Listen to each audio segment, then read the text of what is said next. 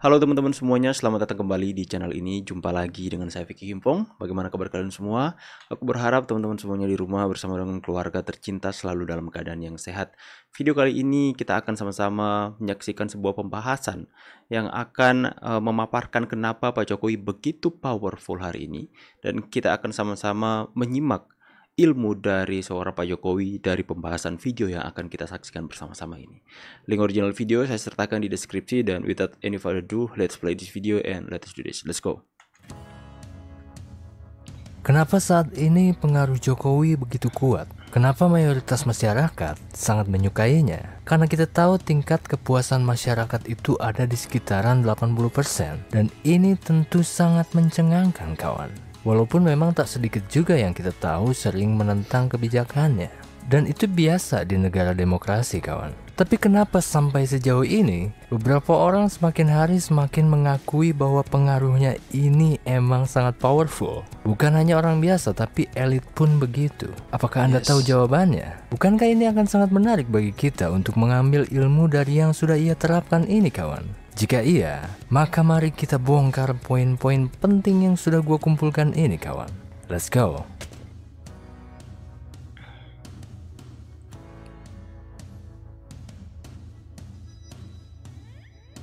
Coba perhatikan ini kawan. Apa yang ia lakukan saat mendapat kritikan keras dari lawannya? Kenapa dia melakukan itu dan teknik apa yang ia gunakan sebenarnya? Itu hal kecil lah. Terkait Saya kerja aja ya.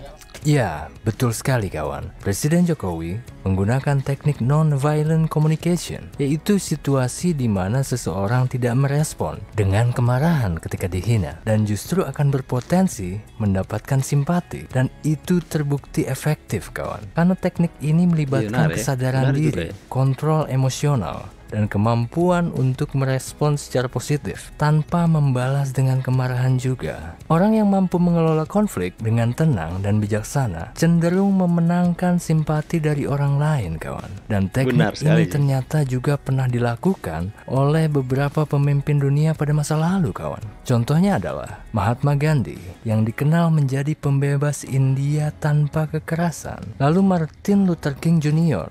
yang terkenal dalam perjuangannya di Amerika Serikat untuk memperjuangkan hak-hak sipil tanpa menggunakan kata kebun binatang dan hanya berkata I have a dream. Selain itu, Nelson Mandela yang memimpin perjuangan anti-apartheid di Afrika Selatan juga menganut prinsip komunikasi non-kekerasan. Gua ini sedang mengakui kawan bahwa presiden kita itu ilmu sosialnya ada di tingkat yang levelnya tinggi memang. Kalau Gus Dur bilang gitu aja kok repot, maka Jokowi pun sering melakukan hal yang sama kawan. Itu biasa, saya kerja aja.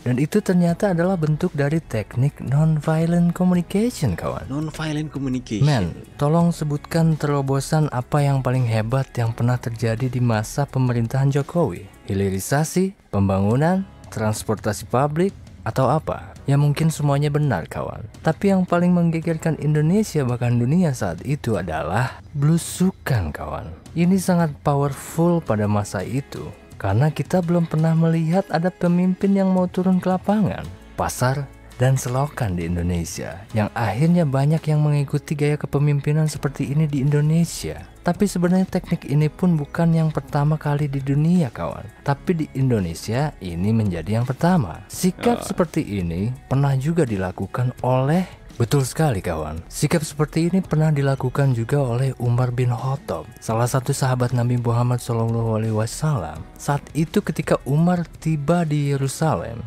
ia memasuki kota dengan sangat sederhana, tanpa tanda-tanda kemewahan atau kebesaran. Umar dan beberapa pengikutnya berjalan kaki dan berkuda sederhana, tanpa mengenakan pakaian mewah atau perhiasan. Selama perjalanannya, Umar membagi makanan dengan orang-orang miskin dan menunjukkan sikap rendah hati. Dalam ilmu psikologi dan kepemimpinan kawan, tindakan Umar bin Khattab yang mengunjungi Yerusalem dengan sederhana, berjalan kaki, dapat dikaitkan dengan konsep kepemimpinan transformasional dan kepemimpinan servan. Kepemimpinan servan menekankan pelayanan kepada orang lain sebagai tujuan utama kepemimpinan. Umar menunjukkan kepeduliannya terhadap kebutuhan dan kesejahteraan orang lain, kawan. Ini mencerminkan prinsip-prinsip pelayanan dan keadilan, di mana pemimpin mengutamakan kebutuhan bawahan dan berusaha untuk meningkatkan kesejahteraan mereka. Jadi secara tidak sadar, kita itu memang suka dengan gaya kepemimpinan servan, dan ilmu itu bisa diterapkan oleh siapapun, bukan hanya oleh Pak Jokowi. Namun pada konteks mengapa Jokowi sangat powerful di mata publik, mungkin karena faktor-faktor itulah yang disukai masyarakat luas. Dan Jokowi berhasil menjalankan dan menunjukkan gaya kepemimpinan servan.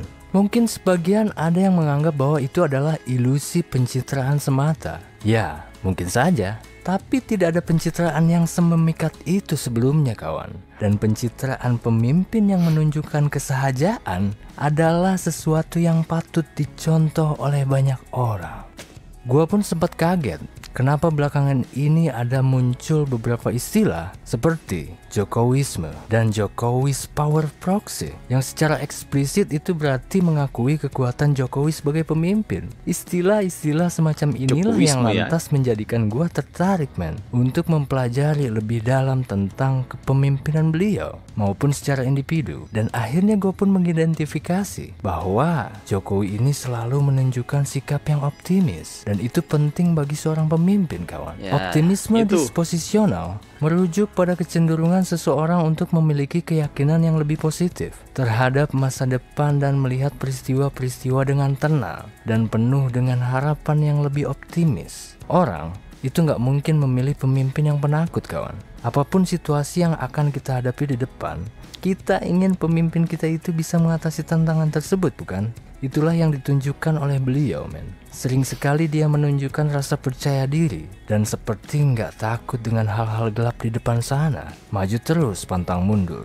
Inilah yang membuatnya menarik di mata banyak orang, kawan. Optimisme disposisional melibatkan pola pikir dan sikap yang bersifat lebih stabil, yang cenderung memandu cara individu menyikapi dan merespon peristiwa-peristiwa dalam hidup mereka. Orang yang memiliki optimisme disposisional yang tinggi cenderung melihat kemungkinan keberhasilan dalam situasi yang sulit, dan memiliki tingkat ketahanan psikologis yang lebih baik. Ini ilmu mahal yang beliau suguhkan pada kita, kawan. Ini harus kita ambil untuk bahan pembelajaran, Dan ilmu ini bukan hanya Jokowi yang pernah menerapkannya ternyata, tapi beberapa perusahaan besar seperti Nike, Apple, sampai Toyota pernah menerapkan hal yang sama. Contohnya adalah Nike yang sering menggunakan pesan-pesan yang memotivasi dan menginspirasi dalam kampanye-kampanye pemasarannya. Merek ini fokus pada semangat olahraga, prestasi, dan keberanian dalam menghadapi tantangan.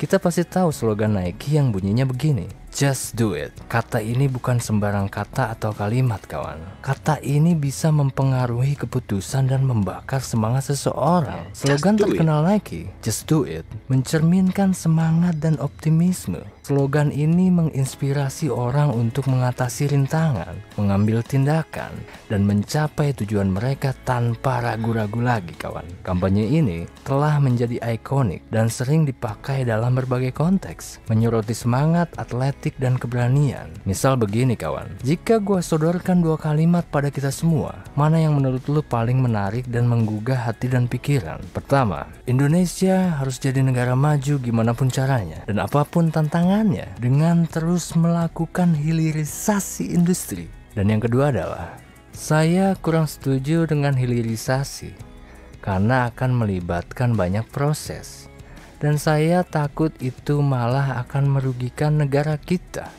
Anda lebih suka yang mana, kawan? Yang pertama Arigato, dong. gua Ujang Tokyo, sehat selalu. Asik, enak juga ya pembawaan dari adminnya ya, membawakan narasinya tentang Pak Jokowi.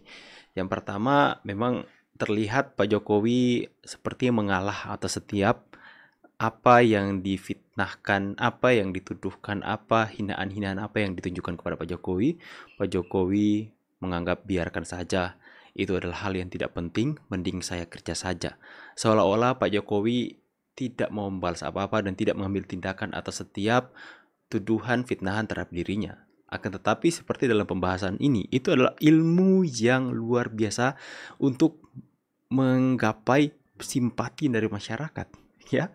Makanya terbukti begitu banyak sekali orang-orang yang membela Pak Jokowi karena rasa simpati yang timbul atas jadi seperti kita yang mau membela Pak Jokowi karena Pak Jokowi tidak mau menanggapi hal itu. Ya, itu yang pertama. Yang kedua, gaya belusukan Pak Jokowi itu pertama kali ada di Indonesia dan itu terbukti sangat-sangat ampuh menarik minat masyarakat. Dan yang ketiga, seorang Jokowi adalah orang yang begitu optimis dalam menggapai sesuatu. Ya, mungkin kita banyak melihat ketua partai yang mengatakan mana bisa Indonesia maju dan sebagaimana. Dengan begitu pesimis mereka mengatakan itu. Akan tapi kita membutuhkan orang seperti Jokowi yang optimis apapun yang terjadi, kita harus membuat Indonesia maju. Kita harus melakukan segala hal yang positif, yang benar, yang terstruktur, segala hal yang benar-benar terbuka peluang untuk membuat Indonesia maju. Itu pemimpin yang kita butuhkan, pemimpin yang optimis, pemimpin yang maju, just do it, ya, lakukan saja dengan tujuan, dengan visi, kita harus membuat Indonesia maju, gapai atau tidak tergapainya, yang penting just do it, lakukan, jangan belum melangkah udah pesimis, kita nggak bakalan maju. Saya mendengar itu dari salah satu ketua partai yang sama dengan Pak Jokowi. Dia begitu pesimis di atas optimismenya Pak Jokowi. Jadi sayang juga kita akan kehilangan seorang Pak Jokowi di tahun ini, ya, karena dia akan berakhir masa jabatan. Tapi kita berharap pemimpin yang selanjutnya akan meneruskan tongkat estafet Pak Jokowi dengan penuh optimisme, tidak dengan segala macam tetek bengek retorika banyak mulut tapi gak ada hasilnya. Saya pamit dulu, see you on the next video and God bless. Bye guys.